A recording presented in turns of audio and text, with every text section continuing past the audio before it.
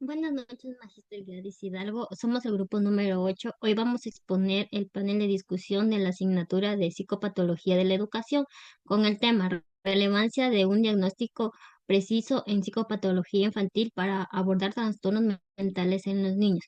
Como una pequeña introducción he puesto un diagnóstico preciso en psicopatología infantil es fundamental para garantizar el bienestar y el desarrollo adecuado del niño. Permite acceder a problemas de manera temprana, aplicar tratamientos eficaces y efectivos y evitar intervenciones inadecuadas que pueda empeorar la situación. Como coordinadora está mi persona, Katiuska Zapata, con el tema errores derivados de las características del niño en el contexto. Como primera panelista tenemos a la compañera Yomari Nicole Díaz con el tema elementos del diagnóstico objetivos, conocer cómo intervenir, primera fase. Como segunda panelista tenemos a la compañera Jennifer García Díaz con el tema segunda fase del diagnóstico psicopatológico en la infancia y tercera y cuarta fase y errores. A continuación, mi compañera. Tenemos como primera fase, lo que quiere decir que no forzar la situación del niño, que esto hace alusión en la revelación de honra en el tiempo y la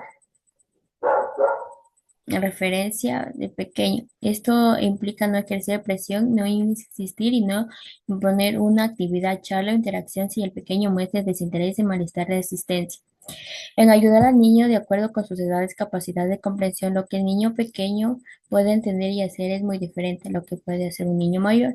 Esto implica considerar su etapa cognitiva, su vocabulario, su capacidad de atención y experimentación previa. Tenemos lo que es crear un ambiente de coordinación. Esto resalta la revelación de crear un espacio acogedor, amable y protegido para el niño. Utilizar un lenguaje sencillo y claro, presenta atención gestual o táctil como sea necesario. La comunicación efectiva con los niños, un lenguaje sencillo y claro, evita el uso de palabras complejas, largas frases o conceptos abstractos que pueden confundir al niño. Tenemos los objetivos que conocer para intervenir. Tenemos lo que es comprender las causas y factores involucrados en el origen y desarrollo del problema, identificar las estructuras psicopatológicas subyacentes y dar nombres a los síntomas o trastornos si es necesario. Analizar el desarrollo psicobiológico y social del niño, considerando como el problema afectado su biografía y su evolución. Tenemos los elementos del diagnóstico que son observación, la excelencia para el diagnóstico y debe realizar de manera respetuosa y cuidadosa. En la actitud clínica tenemos la profesión debe mantener la actitud adecuada que fomente la comunicación a través de medios como el juego y la palabra.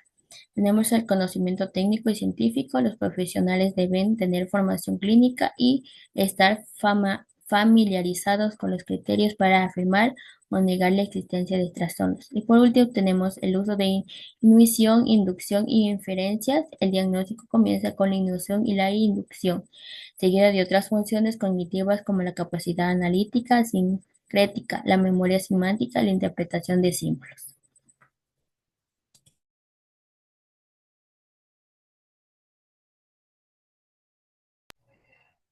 Como segunda fase, se enfoca en la recopilación de información necesaria para el juicio clínico. La organización de la historia clínica puede diferir según el profesional o la identidad. Están los datos de filiación, fuente de información, el motivo de la consulta, el problema actual y los síntomas con detalles sobre la evolución.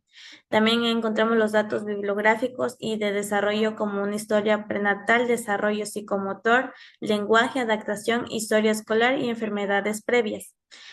Implica la elaboración de un archivo clínico organizado que actúa como un dossier de documentos y notas importantes. La entrevista con el niño también es fundamental y se debe establecer relaciones de confianza y respeto. El ambiente debe ser atractivo para el niño con juguetes y papel para dibujar.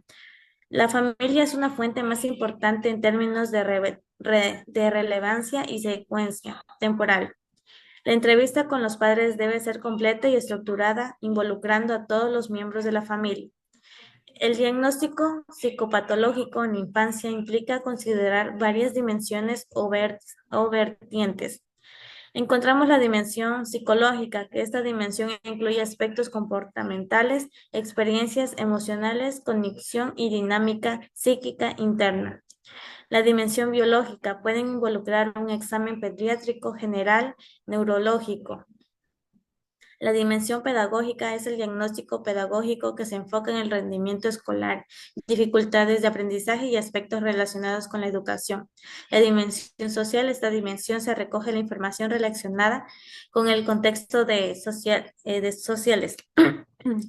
La tercera y cuarta fase del proceso de diagnóstico psicopatológico infantil se centra en la integración de la información y la formación del juicio clínico, que es el objetivo principal de este proceso. Para lograrlo se debe realizar un esfuerzo de síntesis de las diferentes áreas de evaluación. Esta fase es esencial para analizar y separar los datos antes de volver a unirlos, lo que lleva a la formulación de la hipótesis diagnóstica breve, flexible y segura, que incluye la estructura psicopatológica. La comunicación del diagnóstico puede ser verbal o escrita. El informe escrito debe ser claro y preciso para evitar sintetismos innecesarios, aunque se proporciona una estructura orientativa que se debe utilizar un modelo único y se aleja al que el informe refleja la personalidad y el enfoque del profesional. Errores derivados del profesional. Está por ignorancia. Puede ocurrir debido a la falta de conocimientos necesarios para comprender y evaluar adecuadamente el caso del niño. Por errores humanos, incluyen las interpretaciones defectuosas de la información, el abuso del normalismo, hace referencia al uso exclusivo del lenguaje técnico y exclusivo del profesional.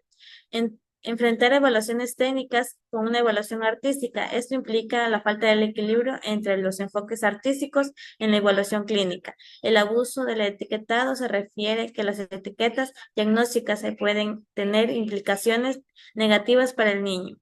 Uso de doctrina psicológica y su lenguaje exclusivista. Esto ocurre cuando un profesional se adhiere rígidamente a una sola doctrina psicológica.